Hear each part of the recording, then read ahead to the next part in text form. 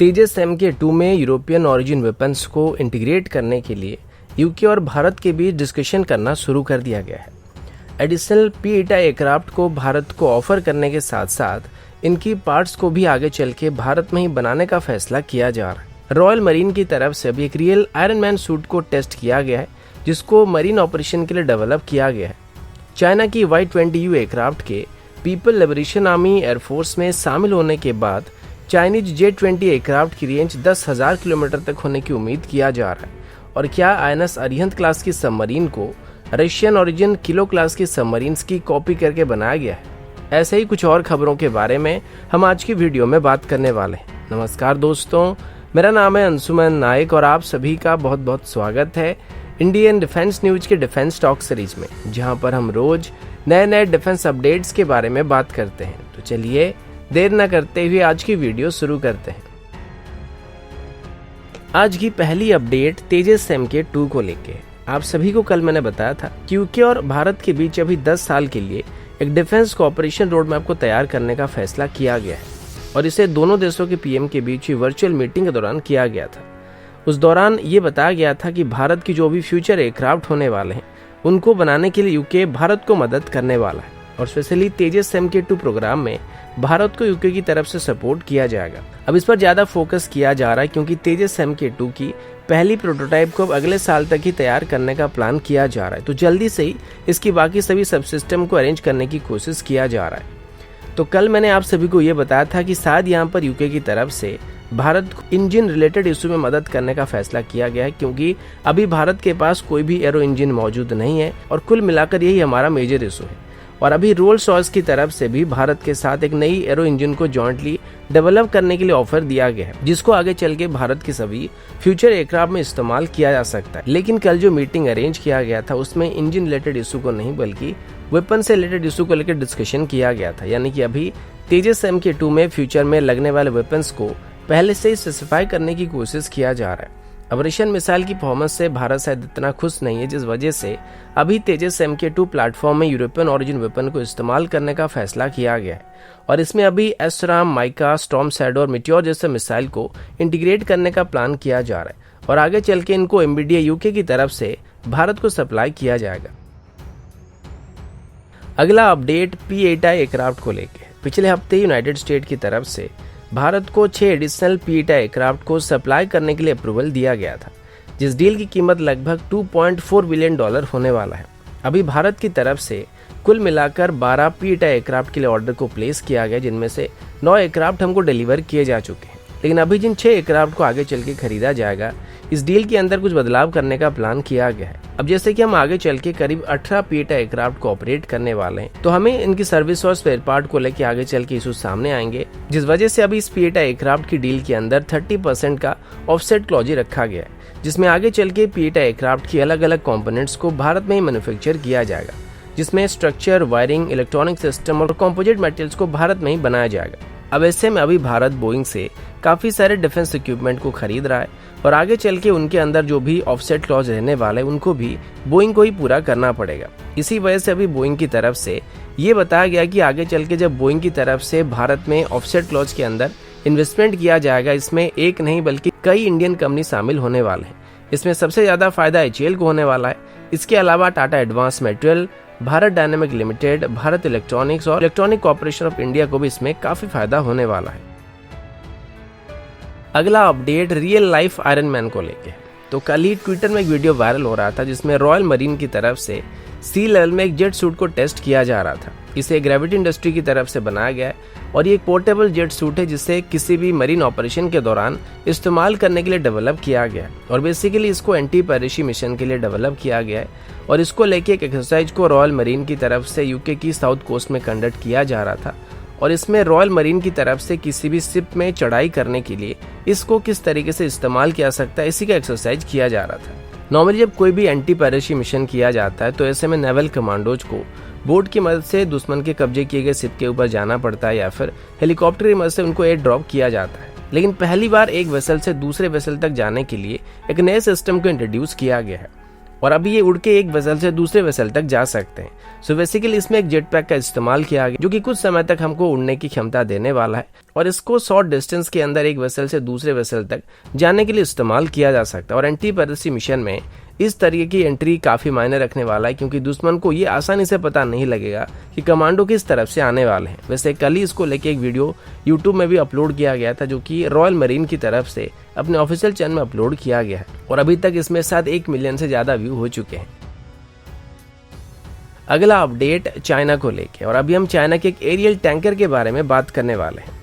तो हाल ही में ही चाइना की तरफ से एक नई एरियल टैंकर को इंट्रोड्यूस किया गया था जिसका नाम Y-20U बताया जा रहा है और इसको लेके अभी चाइनीज मीडिया की तरफ से काफी हाइप किया जा रहा है कि इस एयरक्राफ्ट के आने के बाद चाइना की लॉन्ग रेंज की स्ट्राइक कैपेबिलिटी काफी बेहतर होने वाला है। इसकी सबसे बड़ी कारण यह है कि इस एयरक्राफ्ट की मैक्सिमम टेक ऑफ वेट लगभग 220 टन के आसपास है और ये एक ही बार में अपने साथ 60 टन के आसपास फ्यूल को लेकर टेक ऑफ कर सकता है, जो कि चाइना के वर्तमान की टैंकर के मुकाबले लगभग 3 गुना ज्यादा है। और इसमें 3 रिफिलिंग स्टेशन मौजूद है, तो ये एक ही बार में 3 एयरक्राफ्ट को रिफिल कर सकता है। साथ ही इसके अलावा चाइना के पास अभी लगभग 24 H-6U टैंकर भी मौजूद है और इसके अलावा 3 IL-78 टैंकर भी मौजूद है जिसको यूक्रेन से खरीदा गया था। तो वैसे अभी देखा जाए तो चाइना की इन फ्लाइट रिफिलिंग कैपेबिलिटी काफी अच्छी है। अब अगर भारत की बात करें तो हमारे पास अभी कुल मिलाकर 6 एरियल टैंकर मौजूद है जिनकी सर्विस अवेलेबिलिटी 38% से लेकर 40% के बीच है। तो आप सोच सकते हैं कि हमारी एरियल रिफिलिंग कैपेबिलिटी चाइना के मुकाबले कितना पीछे है। अब इन नए एरियल टैंकर के साथ चाइना की तरफ से ये क्लेम किया जा रहा है कि इससे चाइना की J-20 एयरक्राफ्ट की रेंज और कॉम्बैट रेडियस काफी हद तक इंक्रीज किया जा सकता है और कुल मिलाकर J-20 एयरक्राफ्ट की कॉम्बैट रेंज को अभी 10,000 किलोमीटर तक एक्सटेंड किया जा सकता है और इसकी कॉम्बैट रेडियस को भी 3,000 किलोमीटर तक इंक्रीज किया जा सकता है, जो कि लॉन्ग रेंज या डीप स्ट्राइक मिशन के दौरान चाइना को काफी मदद करने वाला है। अब J-20 की बात करें तो इसे चाइना ने शुरू से ही डीप स्ट्राइक मिशन को करने के लिए डेवलप किया है और अभी इसमें थोड़ा बहुत मॉडिफिकेशन करके इसको डॉग फाइट के लिए भी तैयार किया जा रहा है, लेकिन फिर भी चाइना इसको आगे चल के एक बॉम्बर की तरह इस्तेमाल करने वाला है। अगला अपडेट भारत की न्यूक्लियर सबमरीन को लेके और अभी हम बैलिस्टिक मिसाइल सबमरीन के बारे में बात करने वाले हैं। तो अभी हमारे पास 2 बैलिस्टिक मिसाइल सबमरीन मौजूद है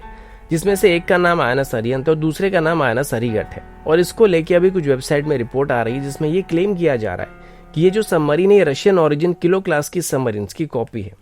हालांकि पूरी तरीके से इनको किलो क्लास की सबमरीन का कॉपी नहीं बताया जा सकता है, पर कुछ हद तक इनको किलो क्लास की सबमरीन के साथ सिमिलर बताया गया है। अब इस आर्टिकल के मुताबिक INS अरिहंत क्लास की जो सबमरीन है और किलो क्लास की जो सबमरीन है इनमें काफी समानता है और मेनली इनका सोनार डोम और फ्रंटल हल सेक्शन काफी हद तक आइडेंटिकल है और इसको बेस करके ये बताया जा रहा है कि इसी वजह से भारत की तरफ से रशिया से किलो क्लास की सबमरीन को खरीदा गया था ताकि बाद में इन्हीं को बेस करके खुद के न्यूक्लियर सबमरीन को बनाया जा सके। अब इसमें दिए गए तर्क के मुताबिक INS अरिहंत में सेम सोनार का इस्तेमाल किया गया है जिसको भारत की तरफ से अपने किलो क्लास की सबमरीन में किया जा रहा है और इसमें अभी US-HUS सोनार का इस्तेमाल किया जा रहा है जिसको DRDO की तरफ से डेवलप किया गया है और इसको पहले किलो क्लास की सबमरीन के लिए बनाया गया था। तो इसके अंदर जो अरेंजमेंट किए गए थे ये किलो क्लास की सबमरीन के लिए किया गया था और सेम सोनार को बाद में INS अरिहंत में लगा दिया गया था, जिस वजह से INS अरिहंत की सोनार डोम को इसके साथ आइडेंटिकल रखा गया था। इसके बाद ये भी बताया गया था कि INS अरिहंत की हल सेक्शन और किलो क्लास की सबमरीन की हल सेक्शन एकदम सिमिलर है, लेकिन इसके साथ इसी आर्टिकल में यह भी बताया गया कि INS अरिहंत का जो टॉर्पेडो ट्यूब है वो किलो क्लास की सबमरीन के मुकाबले थोड़े नीचे पाए जाते हैं,